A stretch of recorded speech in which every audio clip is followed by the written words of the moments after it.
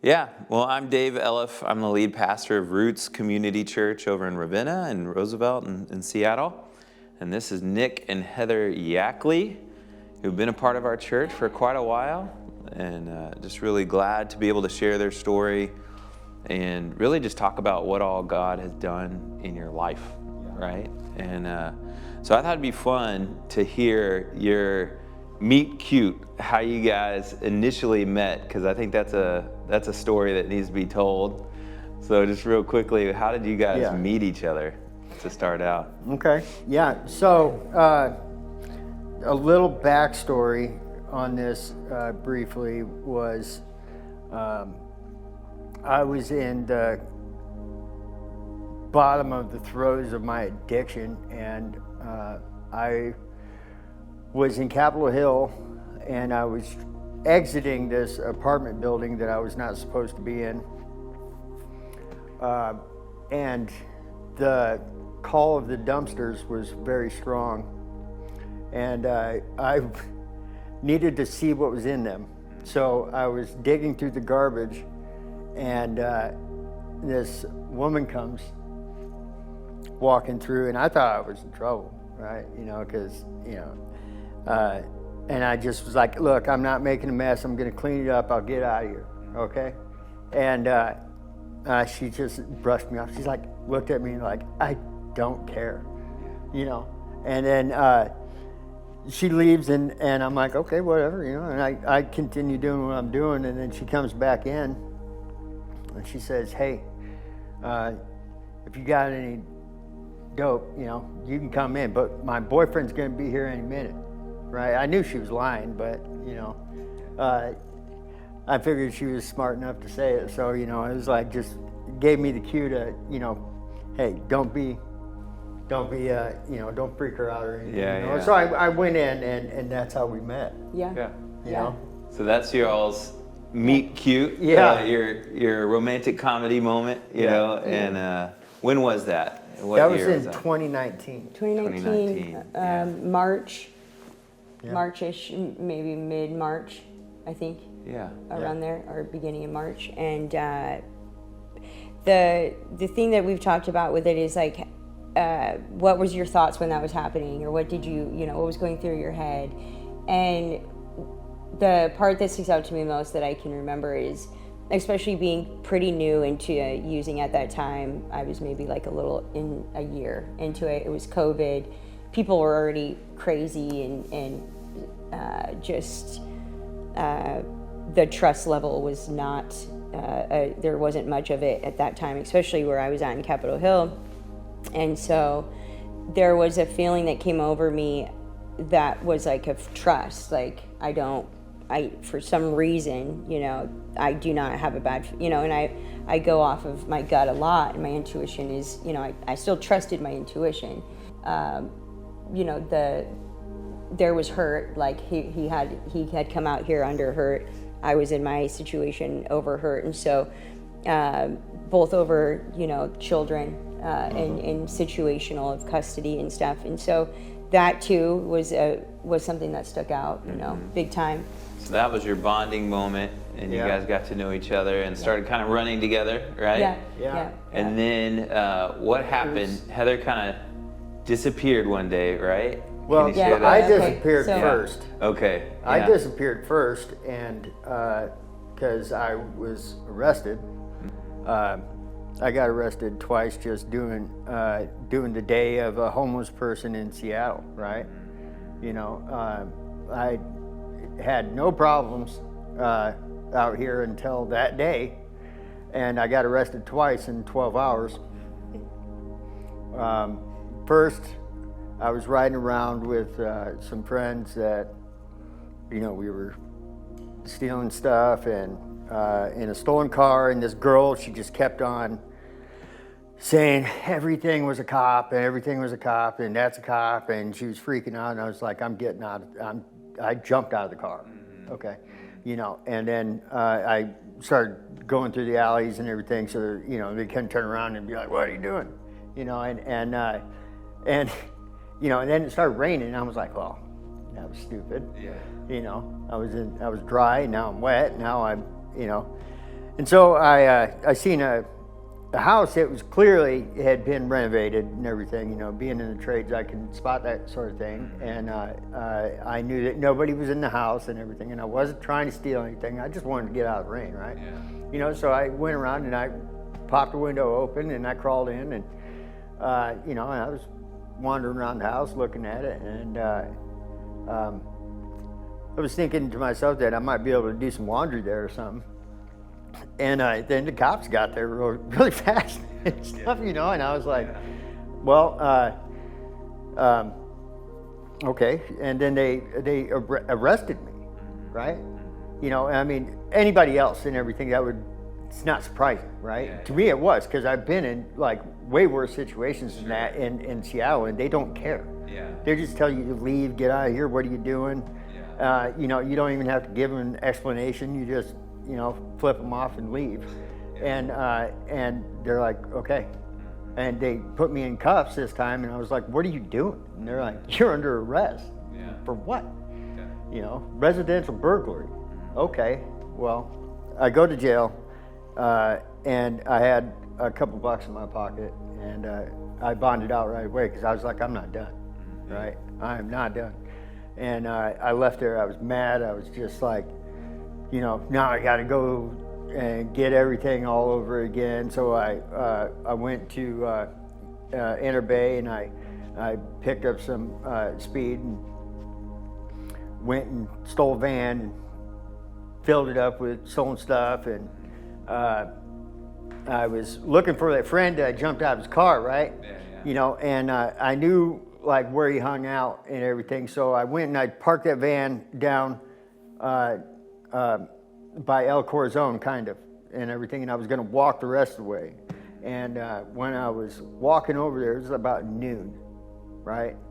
The bay door for REI was open, and I'm an opportunist, I guess, and I went in and I stole a bike off of the shelf.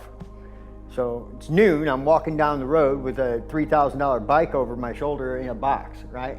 Just like I'm supposed to be doing this. And I went over to El Corazon, and my friends were up there, and I went up there and I came back down, and the bike had GPS on it, okay? And it clicked on when I came out. Of course, you know. But it led him right to me. And so I get arrested again, you know, this time for a Berg 2. And I'm like, I'm cooked, okay?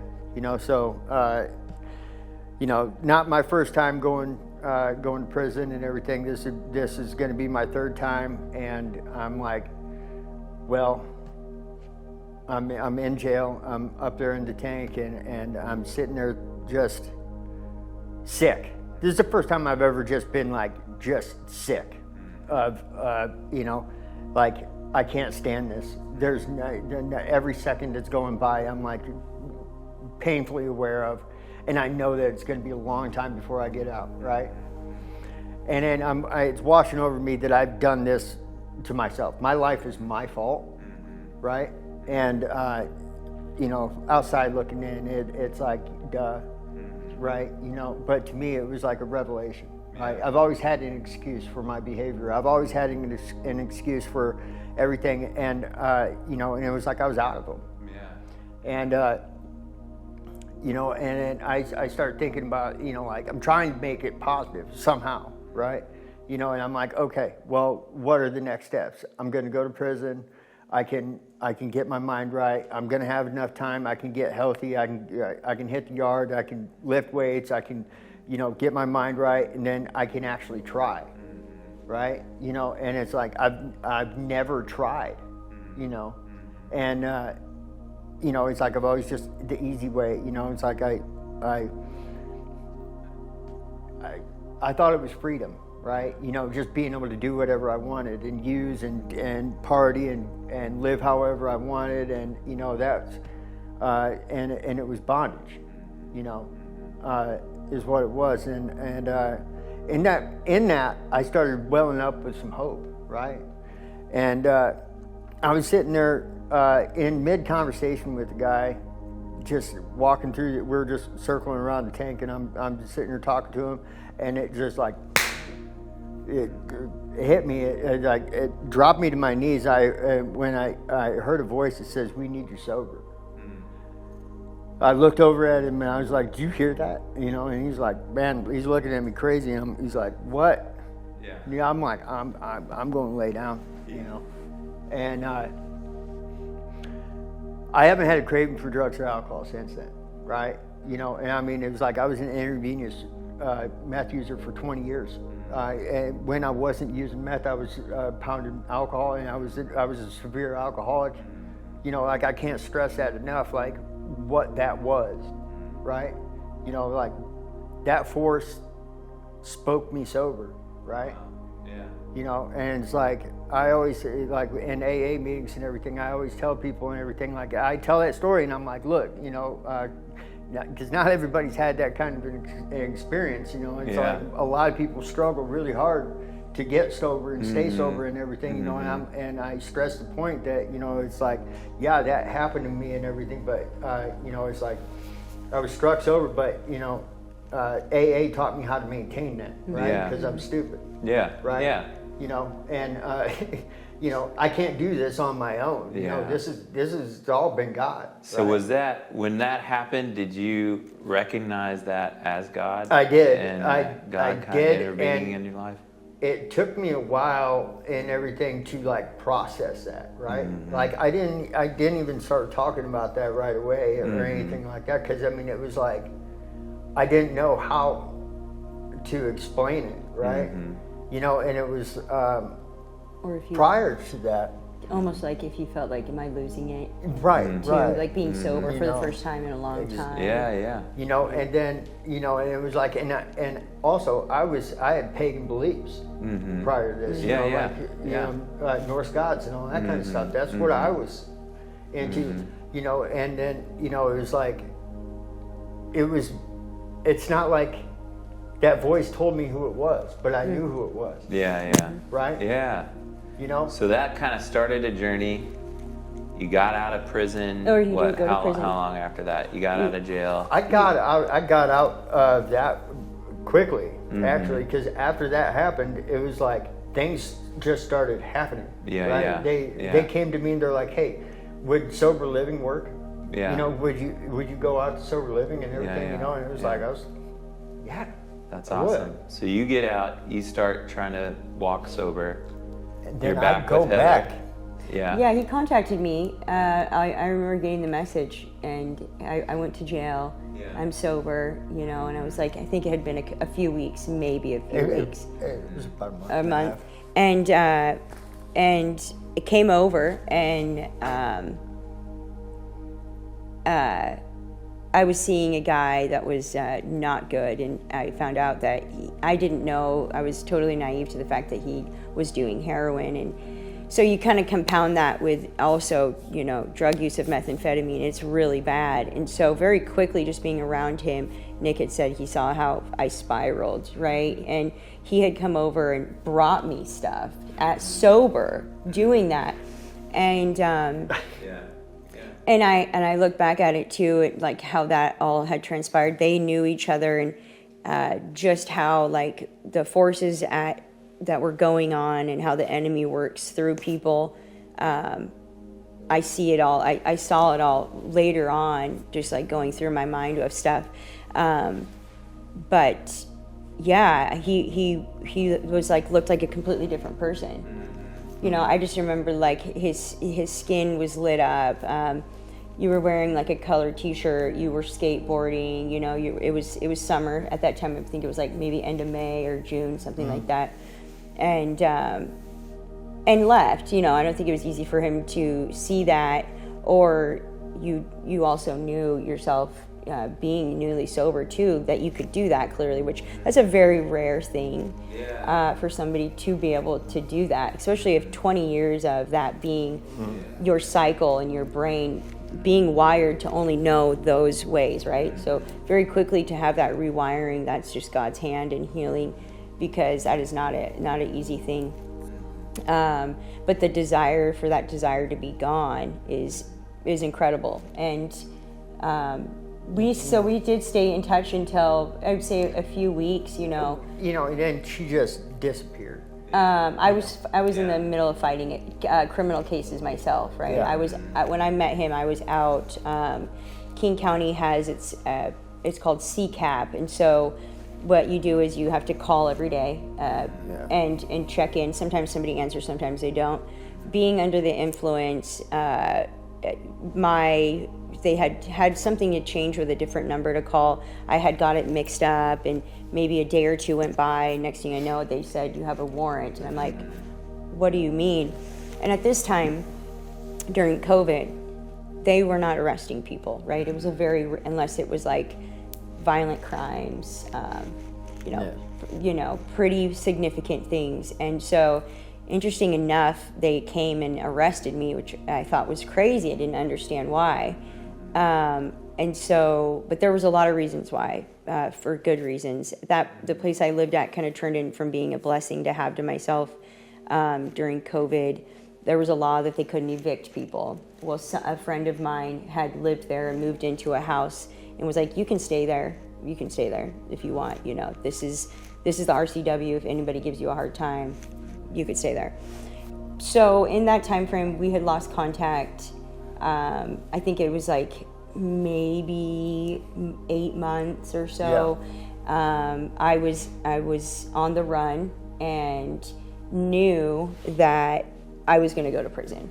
I just knew it. I didn't want that to happen, but I had cut off my house arrest, trying to save my stuff, and just bad decisions, right? In the moment of making really rash decisions and not thinking it through. So I went to prison November, November 1st of 2021. Yeah, 2021. And COVID was still kind of on the tail end a little bit going on in the prison. But beforehand, I had my mom find him on Facebook and reach out. So we were able to communicate, have a video visit, and then when I got to prison, I contacted him. I was in prison from November 1st, 2021 to September 11th. September 11th, 2025? No, 20. It was 2024 still. Yeah. Okay, Mm-hmm. 2024 still. Yeah. And so since my birthday. It was on the day of his birthday. Yeah. The release date was, things worked out, and it just how all that worked out in itself, because that part was a little bit difficult with just a lot of little things when you're getting out. So he was able to come and pick me up on his birthday. Yeah. And kind of in between that time, So Nick had come. Yeah. So and started coming to Roots, right? Yeah. In the midst of while I was in prison, I'd say like maybe a year and a half in or so, or a year. You were talking about. She was real encouraging. The whole time she was telling me, like the pastors that she was listening to while she was in there, and how big of a help it was. And she was encouraging me to pick them up and to listen to them, and she was podcasts and just driving it, and then in that meantime as well, it was like I was figuring these things out, like about what happened, and then I had Neil that was like he'd asked me to come to Roots and everything, multiple times and everything. And finally, I was just like, where is it, man? And and that night too, that before church and everything, I had all kinds of stuff going through my head, like trying to talk me out of it. I was like, man, I was convinced I was going to go to jail. Just walking in there, I was like, I don't know how you can get from all the things going on in your head about about that kind of stuff, but I showed up, right? And I was really glad that I did, and and I heard you up there preaching and everything, and after the service, how you always do, you're like, is anybody wants to talk, or come back and I told you that I wanted to receive Christ. Mm-hmm. You know. Yeah, which was an awesome moment. You know, one I'll always remember in December, right? Yeah. And prayed together. Got to receive. Yeah. Prayed to receive Christ in that moment, and just from that point, we kind of started being faithful at Roots and coming and being a part and serving in ways. Yeah. I don't think you've ever served before, right? Like making coffee, That was coffee. awesome. Yeah, sometimes the Turkish coffee wasn't a lesson, but for the most part, good, making good coffee, and all this while you're growing in your relationship with Christ. Yeah. And Heather's in prison, and you're seeking Christ, listening to I sermons. had a really strong I knew before I went. Like that's the thing about it is like I had him. I believed in him the whole way. It was I just wasn't seeing things clearly in what he was trying to do. Right, where you take yourself out of it and let him work. Right, and so when there wasn't. The drugs and there wasn't the lifestyle and the people.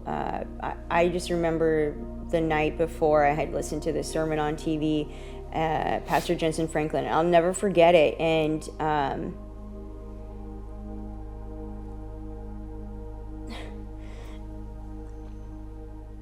I just had like I had not been to prison out here. I had no idea if I was going to be there for 4 years. There were so many things. And I just had something come over me, and I was like, I trust you.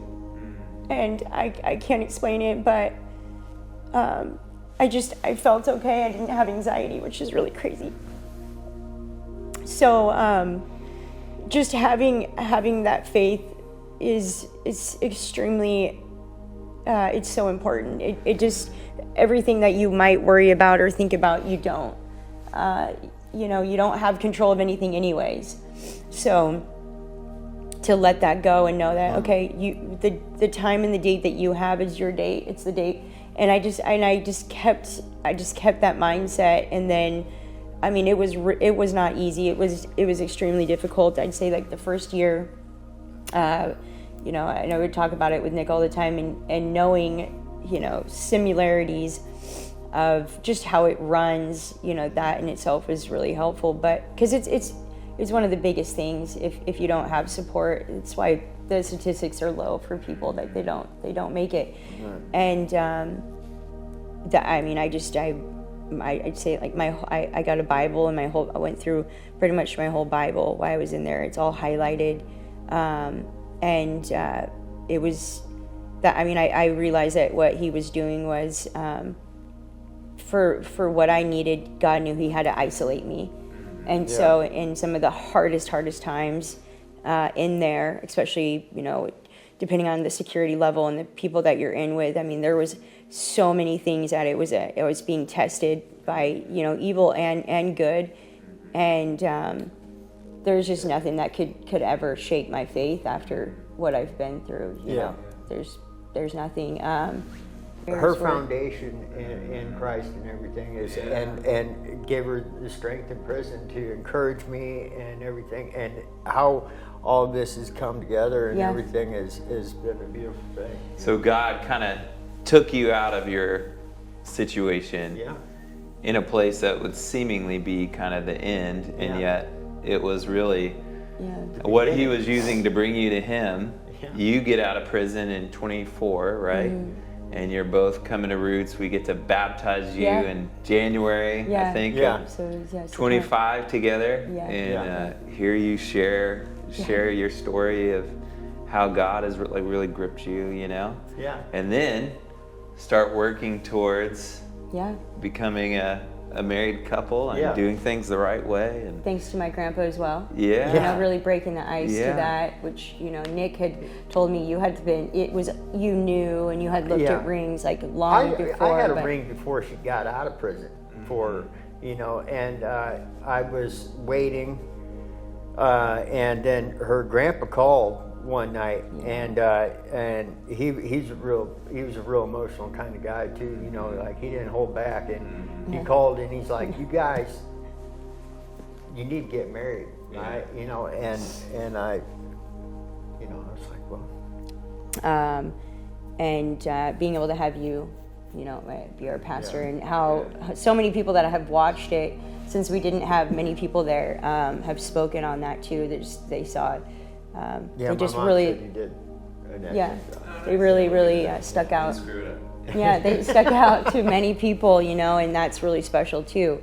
So, it was a great day to be able to do that, and just all the way I could feel how God's just worked like immensely, and really there's so much behind that more too. What I know, marriage in itself, the reason of us doing that, and then it was for us and God, right? But it also it's for other people to see, and then how now you're one, and so many things started to work like I just noticed things working, So it's looking back at it, it's wild to think so many things that have happened in a short amount of time. That's awesome. Yeah. Brings well, a praise great, God. Yeah, it brings well, a great hey, comfort. Thanks for sharing your story. I wanted people to know, to see, one of the cool things as we reflect on your story is how God's hand has been a part, even in some of the darkest moments, right? He's been working, bringing you together. Now you're walking in obedience. You're married and really trusting God in that. And it's a beautiful testimony. We talk about in marriage, that's a beautiful picture of the gospel, right? And you guys are a testimony to the power of the gospel and how God can work and move. And so I appreciate you sharing. If there was one thing you would say to people from your experience, from what we kind of talked through, what would that be? One piece of advice or one thing you would encourage people with?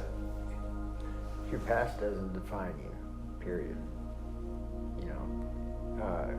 You seek God, you're going to find Him. Mm-hmm. That's good. Yeah. I'm trying to think of something that'd be to anyone, not just somebody going through it, but I think having an open mind and if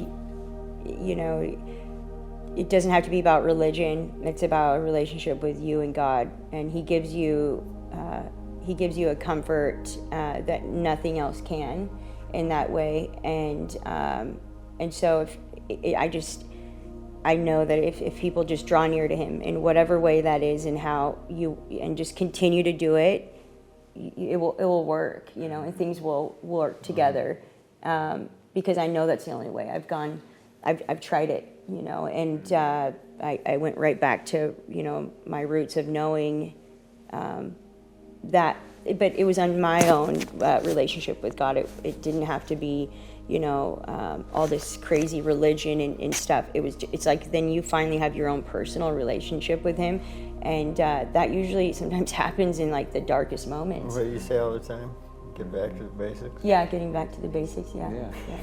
But He gets the glory. You know, and that's what He's about. So, yeah. Thanks for letting me share. Yeah. Thank you. Thanks for sharing.